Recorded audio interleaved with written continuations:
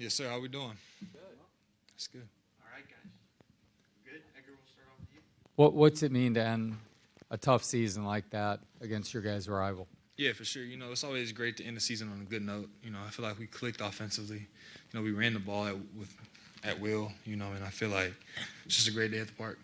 So Jaden's performance, yeah. I mean, have you had a back rush for 250 plus on your team before? When you had that, that's easy day at the ballpark. Just having a guy like him, man, the way he comes in every single day and work, I'm so excited for him in his future. So it's gonna be great. I know winning against rivals is important. I think you're the first quarterback since Tim Tebow to start at 2-0 against Florida State. I mean, just what does that mean to you as someone that kind of cares about the school? Yeah, for sure, man. That's all I care about, man. I care about the logo. I care about the brand. University of Florida has done so much for me and my family, and I'm truly thankful. And I'm just honored to be a part of, such great culture here and just such great fan base and just everybody that's around. So I'm blessed to be here. And, you've reiterated that you want to be a Gator going Yes, sir. forward. I mean, how are you going to reflect on that with the coaching change and so forth? Yeah, for sure. Obviously want to see, who we bring in, but at this point I'm a Florida Gator, and I'm happy and just blessed to be here. So, yeah. Go, Zach. DJ, what did you think about your play tonight and how your performance was? Yeah, it was solid. I made some throws when it was time to make throws. Like I said, man, I'm just every single game feel like I'm getting a little better, and that's all you can ask for. And I feel like it was a solid way to, go into next year, and I'm excited to build off that. This was your first game with 3 touchdown passes since the season opener. Yeah. How far do you feel like you've come since that first game, just given how much you missed in the offseason? Oh man, I've come so far. Just everything that I've been through this whole year, man. It's truly a blessing, just to be out there and compete with my guys, and I'm just all the tears and all the blood, sweat, and everything that just to get to this moment, it's truly a blessing. So and a lot of people don't realize that how much it took just to even get on the field. So I'm just thankful to be able to play football today. So that was good. Go, Andrew, to your left real quick. I'm sure it helps to end the year on a positive note. Yeah. So, I mean, how do you kind of go about the next few days? Do you just sit back and wait and see what happens, or just how do you handle kind of the future at this point? Yeah, I'm really just focused on me. I get right back to work Monday. Big off season for me.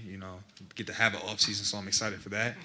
And just use everything to my advantage. The season didn't go how we wanted it to, but instead of looking back at it and sulking about it, using this extra time to get better, get my body better, and work on the things I need to work on.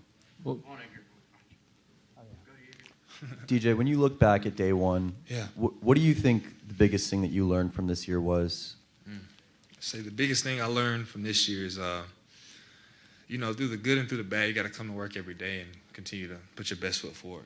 There was days, every single day being the first and last one in the building, even when things weren't looking bright, even when you didn't want to be, when you want to just be at home and just stay away from everybody. But, being in the building every single day and just grinding it out. And one thing I realized that every rep is priceless.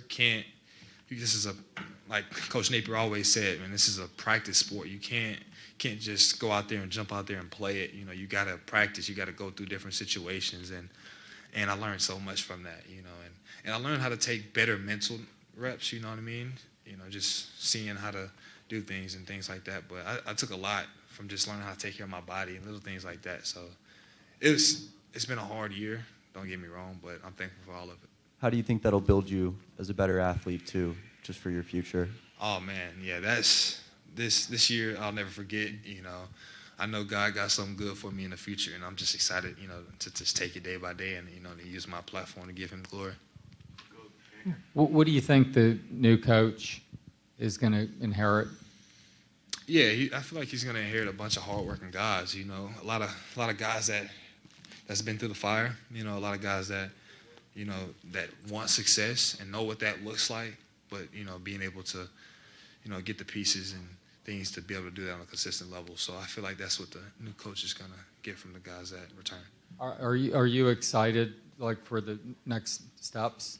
Yeah, I'm definitely excited, just to, see who we bring in and things like that. But like I said, I'm really just going to control what I can control because I know who I am, as a player, and I know what I can do. So I'm just, just trying to get better at my game, you know, and light it up next year. So, yeah. DJ, take it to the third quarter. We're going to go back to the game itself. Yeah. Defense makes a stop on Castellanos, gets the ball back to you, 17-14 game, and you throw the touchdown pass to Hansen. Go back on that whole thing and tell me a little about just that the momentum shift at that point and the touchdown pass. Yeah, for sure. You know, we had a package in there to get Aaron Childs in there, you know, and that's what we wanted to get the ball to, but they ended up covering.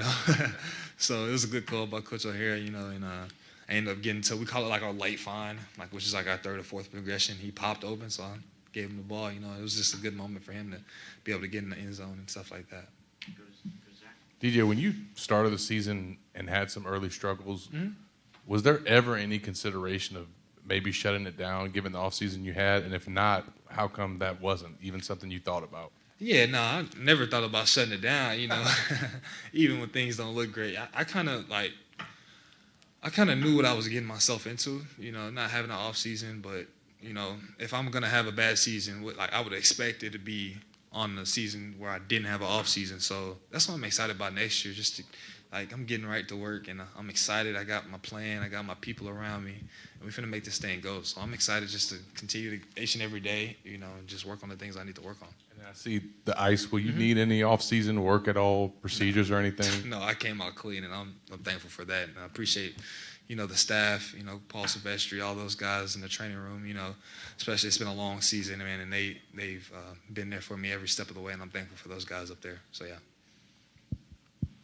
DJ, I know the season just ended, but is there anything that you've thought about going into this offseason that you want to work on the most? Oh, man, yeah, I've kind of started, like, honestly, I've started on the things I want to work on. I'd say after the Kentucky game, you know, after I got benched and things like that, I took a day and I kind of sat back and see, all right, we got an off season coming up. I'm thinking about, all right, what do I want to get better at? I was like, I might as well start now. So just working on footwork, you know, and just want to get my body right. I want to get back in shape, like Willis, DJ Lagway, 2023 National Player of the Year in shape, you know, and just feel good and have an off season, you know, and that's what I'm excited for. So, yeah. And then I asked Jaden Ball this, but I mean, you have a couple seniors on that offensive line, all the seniors around. I mean, what was it like to get them a win to go out on top? Man, it meant everything to me. Man, they played their butts off. Man, they fought so hard. They were amazing leaders. Man, I'm just thankful for those guys up front. Man, like just true professionals. You know, they showed a lot of younger guys how to do it. Man, and I'm truly thankful for those guys.